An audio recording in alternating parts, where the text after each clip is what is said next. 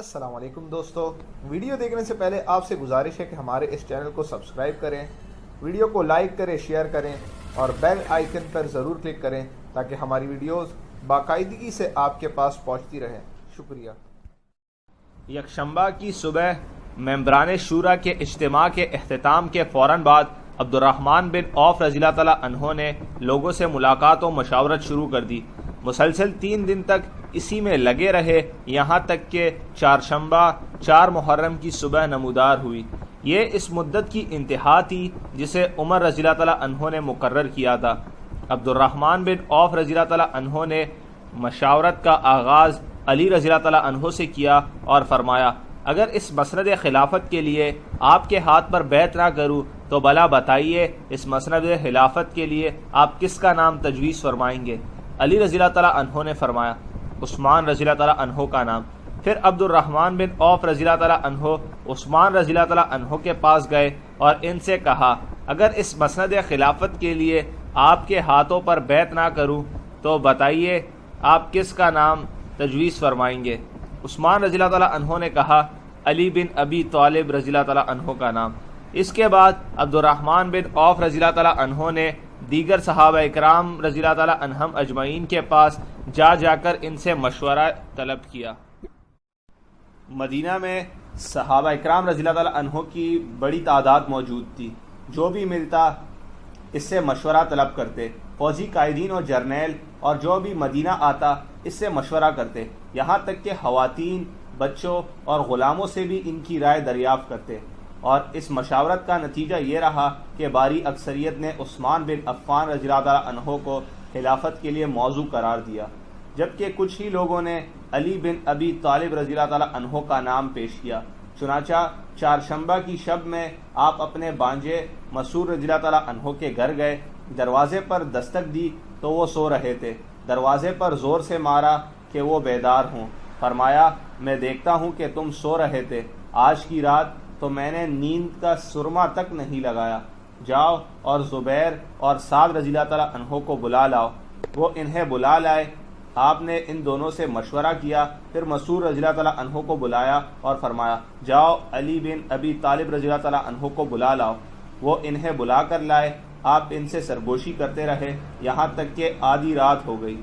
پھر مسعود رضی اللہ تعالیٰ عنہ کو حکم دیا کہ عثمان بن عفان رضی اللہ تعالیٰ عنہ کو بلا لاؤ۔ وہ انہیں بلا لائے اور آپ ان سے سرگوشی کرتے رہے یہاں تک کہ مؤذن نے اذان فجر دے دی۔ بیعت کے دن فجر کی نماز کے بعد، جبکہ وصیت کے مطابق صہیب رومی رضی اللہ تعالیٰ عنہ ہی امامت کرتے تھے، عبد الرحمن بن عوف رضی اللہ تعالیٰ عنہ رسول اللہ صلی اللہ علیہ وسلم کا عطا کردہ امامہ باندھے ہوئے آگے بڑھے۔ ممبران شورا ممبر نبوی کے پاس تشریف فرما تھے۔ آپ نے مہاجرین و انصار اور فوجی قائدین اور جرنیلوں کو بلوایا۔ ان میں شام کے امیر معاویہ بن سفیان تھے، حمص کے امیر عمیر بن سعد اور مصر کے امیر عمرو بن العاص رضی اللہ تعالیٰ عنہم اس وقت موجود تھے، جنہوں نے حج میں عمر رضی اللہ تعالیٰ عنہ کے ساتھ شرکت کی تھی اور آپ کے دور میں مدینہ پہنچے تھے۔ صحیح بخاری میں یہ واقعہ یوں بیان کیا گیا ہے، جب لوگ صبح کی نماز سے فارغ ہوئے اور ممبران شورا ممبر کے پاس جمع ہو گئے تو عبد الرحمن بن عوف رضی اللہ تعالیٰ عنہ نے مہاجرین و انصار میں سے جو حاضر تھے ان کو بلا بھیجا، اور اسی طرح سپہ سالاروں کو بلایا جنہوں نے عمر رضی اللہ تعالیٰ عنہ کے ساتھ حج میں شرکت کی تھی۔ جب سب لوگ جمع ہو گئے تو عبد الرحمن بن عوف رضی اللہ تعالیٰ عنہ نے خطبہ مسنونہ پڑھا اور پھر فرمایا، حمد و صلات کے بعد، اے علی، میں نے لوگوں کے خیالات معلوم کیے اور میں نے دیکھا وہ عثمان کے برابر کسی کو نہیں سمجھتے، اس لیے آپ اپنے دل میں کوئی میل نہ پیدا کریں۔ پھر فرمایا، میں آپ یعنی عثمان رضی اللہ تعالیٰ عنہ سے بیعت کرتا ہوں، اللہ کی سنت اور اس کے رسول صلی اللہ علیہ وسلم اور آپ کے 2 خلفاء ابو بکر اور عمر کی سنت کے مطابق۔ چنانچہ پہلے آپ سے عبد الرحمن بن عوف رضی اللہ تعالیٰ عنہ نے بیعت کی، پھر سب لوگوں نے، مہاجرین، انصار، سپہ سالار اور تمام مسلمانوں نے، اور صاحب تمہیدہ کی روایت کے مطابق عبد الرحمن بن عوف رضی اللہ تعالیٰ عنہ کی بیعت کے بعد سب سے پہلے جس نے بیعت کی وہ علی رضی اللہ تعالیٰ عنہ تھے۔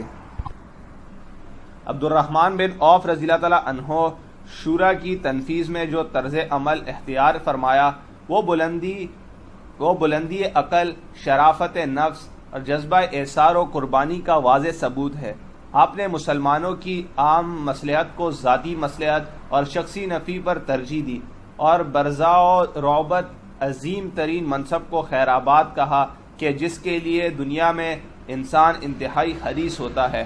آپ نے یہ احسار و قربانی اس لیے پیش کی تاکہ مسلمان متحد رہیں اور ان کا شیرازہ منتشر نہ ہونے پائے، اور آپ نے منظم شورا کے مظاہر میں سے پہلا مظہر حلیفہ کے انتخاب کی شکل میں حاصل کر لیا۔ آپ نے بڑی بردباری سے انتظار و مہلت، صبر و عزم اور حسن تدبیر کا مظاہرہ کیا، جس کے نتیجے میں اس عظیم ذمہ داری کی ادائیگی میں کامیابی سے ہمکنار ہوئے۔ اس سلسلے میں جو مراحل آپ نے اختیار کیے وہ اس طرح تھے: مجلس شورا کے اول اجتماع میں اپنے پروگرام کو پیش کیا اور تمام ممبران شورا کو اس بات پر آمادہ کرنے میں کامیاب ہو گئے کہ وہ اپنی اپنی رائے پیش کریں، اور اس طرح ہر ایک کے نقطۂ نظر کو معلوم کر لیا اور پھر اپنا سفر دلائل و ثبوت کی روشنی میں آگے بڑھایا۔ حق خلافت سے خود تنازل اختیار کر لیا تاکہ لوگوں کے دلوں میں کسی طرح کا شک و شبہ اور بدگمانی نہ پیدا ہو سکے اور لوگوں کا اعتماد بحال رہے۔ ممبران شورا میں سے ہر ایک کے خیالات و تصورات کو معلوم کرنے میں لگے رہے اور مختلف پہلوؤں سے ان سے گفت و شنید کرتے رہے، یہاں تک کہ جزوی انتخاب تک پہنچنے میں کامیابی حاصل کر لی، جس میں عثمان رضی اللہ تعالیٰ عنہ کے حق میں حاضرین کی اکثریت کی رائے نمودار۔ عثمان و علی رضی اللہ تعالیٰ عنہ میں سے ہر ایک سے دوسرے کے بارے میں دوسرے ممبران شورا کے مقابلے میں حیثیت معلوم کرنے کی کوشش کی، جس میں آپ اس نتیجے پر پہنچے کہ دونوں ہی ایک دوسرے کی دیگر ممبران شورا کے مقابلے میں ترجیح کے قائل ہیں اور اس کے مقابلے میں کسی اور کو درجہ نہیں دیتے۔ مجلس شورا سے باہر خاص و عام کی رائے معلوم کرنی شروع کی، دیکھا کہ بیشتر لوگ عثمان رضی اللہ تعالیٰ عنہ کے برابر کسی کو نہیں سمجھتے، چنانچہ ان سے بیعت خلافت کی اور پھر تمام لوگوں نے عثمان رضی اللہ تعالیٰ عنہ سے بیعت کی۔ عبد الرحمن بن عوف رضی اللہ تعالیٰ عنہ نے اپنی عقل مندی، امانت، استقامت، خلافت کی طمع سے دستبرداری اور حکومت کے اعلیٰ منصب سے زہد کے نتیجے میں اس امتحان اور نازک گھڑی کو پار کیا اور پوری مہارت اور بے نیازی سے شورا کی قیادت کی، جس میں آپ عظیم خراج و تحسین اور عقیدت کے مستحق ہیں۔ امام ذہبی رحمۃ اللہ علیہ فرماتے ہیں، عبد الرحمن بن عوف رضی اللہ تعالیٰ عنہ کے افضل ترین اعمال میں سے شورا کے وقت اپنے آپ کو حق خلافت سے دستبردار کرنا اور اہل حل و عقد نے جس کا مشورہ دیا اس کو امت کے لیے بحیثیت خلیفہ منتخب کرنا۔ اس سلسلے میں آپ نے امت کو عثمان رضی اللہ تعالیٰ عنہ پر جمع کرنے میں بڑی کامیابی حاصل کی۔ اگر وہ اس سلسلے میں حق گریز کرتے اور ترجیح نفس کا شکار ہوتے تو آپ خود اس منصب کو اپنے لیے حاصل کر لینے یا اپنے چاچا زاد بھائی اور ممبران شورا میں سب سے قریبی سعد بن ابی وقاص رضی اللہ تعالیٰ عنہ کو منتخب فرما دیتے۔ اس طرح خلفائے راشدین کے دور میں شورا کی دوسری شکل سامنے آئی، وہ یہ کہ مجلس شورا عام لوگوں سے مشورہ لے کر اپنے میں سے کسی ایک کو خلیفہ منتخب کر لیں اور پھر عام بیعت ہو۔ دوستو، آج کی قسط کو یہیں پر اختتام پذیر کرتے ہیں۔ اگلی ملاقات میں پھر یہاں سے حاضر ہوں گے، تب تک کے لیے اللہ نیگبان۔